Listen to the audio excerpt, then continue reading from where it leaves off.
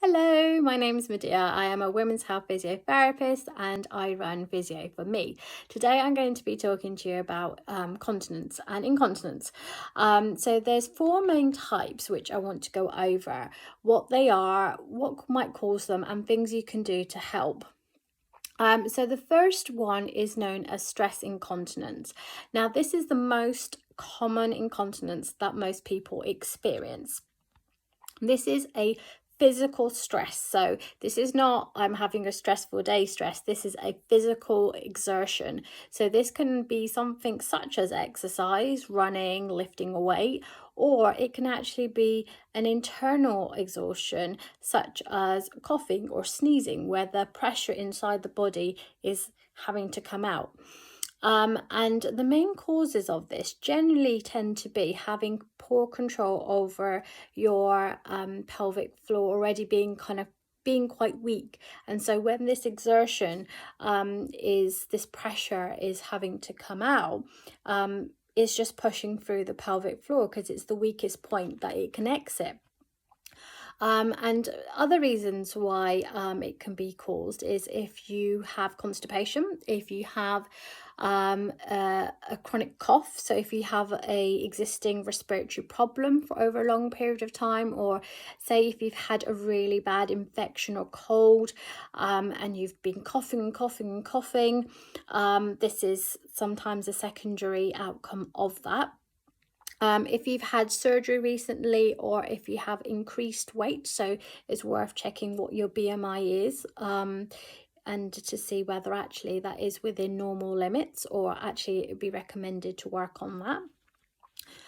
The second one is known as urge incontinence. So again, this is common, not as popular as stress, but it's definitely common. So this is more of a sudden desire to go to the toilet immediately, like literally you cannot wait a second to go. This is a common one. I find people go, oh, I've literally put the key in the door and I need to go to the toilet straight away, like I cannot wait. So if that's a scenario that you can relate to, then urge incontinence might be the one that you are facing at the moment. This one tends to be more to do with there's something that's irritating your bladder. Tends to be something that you might be drinking. So it could be fizzy drinks, it can be caffeine, it can be something that's citrus, like a citrus drink, or it can be the complete opposite, that you're not drinking enough, and that's why it's happening, this kind of sensation of having to go immediately, like literally the next second, otherwise you're going to have a leak.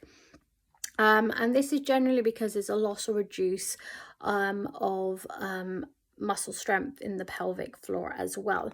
It also can be caused due to some medical problems which can affect the muscle. So things like stroke or multiple sclerosis, for example, where the muscle bulk is affected and the control is affected, so that's also a cause there.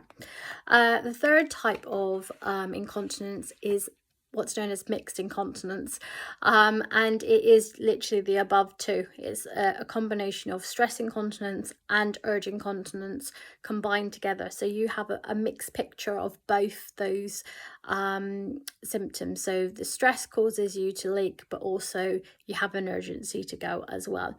And sometimes people might feel this is actually at night as well, so it's not just about your symptoms in the day. And then the fourth type of incontinence is known as anal incontinence. So this is where you're leaking from your back passage. So this can be either feces, or it can be actually not being able to control wind. So you're always passing wind quite a lot as well.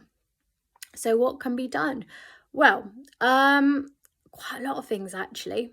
So in terms of things you can do for yourself that you can work on, there is an app called Squeezy. That's a great way to start thinking about doing your pelvic floor exercises. I'm going to come back to what physios can do to help you. I'll go through some of the things that you might kind of want to consider yourself. So one would be the weight, as I said before, checking your BMI. The second one will be if you smoke. Smoking can also have an effect, so considering getting some support on reducing, if not completely giving up smoking, I would say. Thinking about lifting, when you're lifting objects, like if it's an occupational thing, whether actually you might need to have a bit of rest away from doing that heavy lifting whilst you build up your strength again. And if you're kind of weightlifting, that would be something I would say you need to decrease significantly whilst you do your rehab again. Keep a bladder diary. So this is a great way where you can write down what fluids you're having, measuring what fluids are coming out, and seeing, are you having enough fluid, and also are you managing to, you know, is your output more than your input, or actually you need to drink more. So that gives a lot of information. I would say probably a good 3 days. Excuse me. A good 3-day diary would be most helpful. Look at your diet and what your actual intake is. Are you having enough fiber? Do you need support from maybe a nutritionist, a dietitian, in terms of getting more fiber, getting more balance in your diet, so you can avoid having the constipation, which is then obviously having an impact on your bladder. Was there anything else I can think of that I jotted down? No, I think they're the kind of things I would say you can do by yourself and get a more idea of exactly what is going on, and hopefully paint a picture of things that you can, changes that you can make yourself.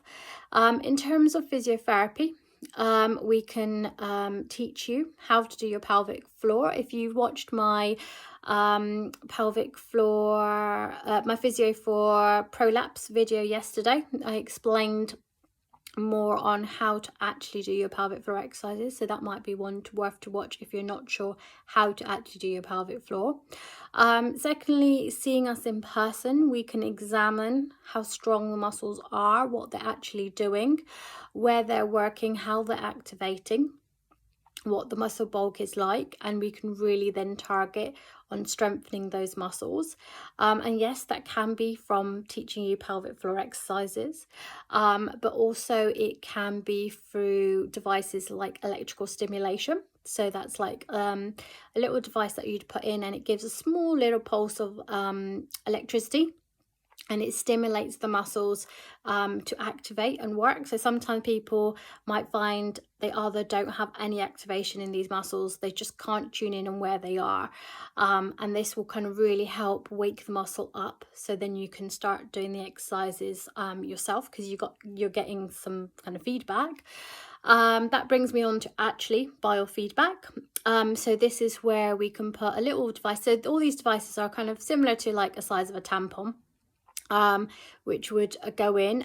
With the biofeedback one, you can see on your screen or on your phone, every time you squeeze the kind of tampon-like device, it will tell you how much effort you've got. So if you're squeezing enough, how many squeezes you're doing.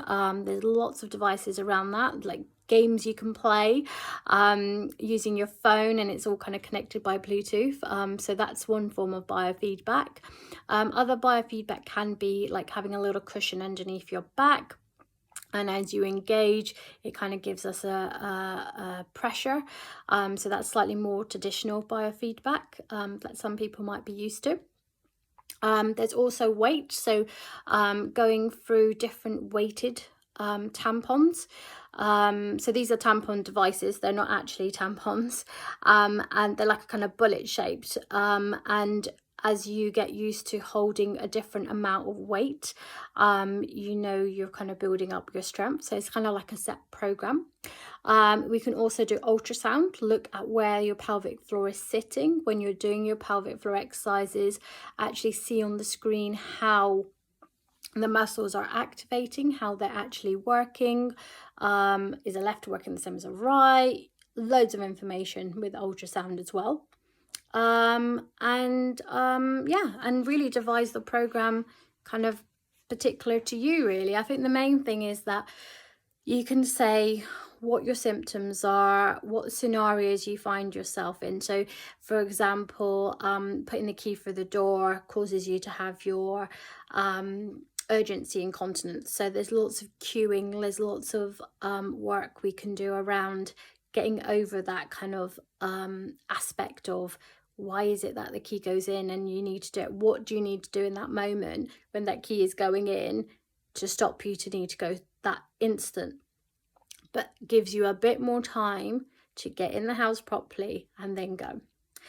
So I hope that was helpful. Hope that's given you a bit of an idea of different types of incontinence, what might be causing them, and a few lifestyle changes you might be able to do. And hopefully it lets you know that there is help out there. Women's health physiotherapists are more than willing to help you. We really don't care what it looks like down there.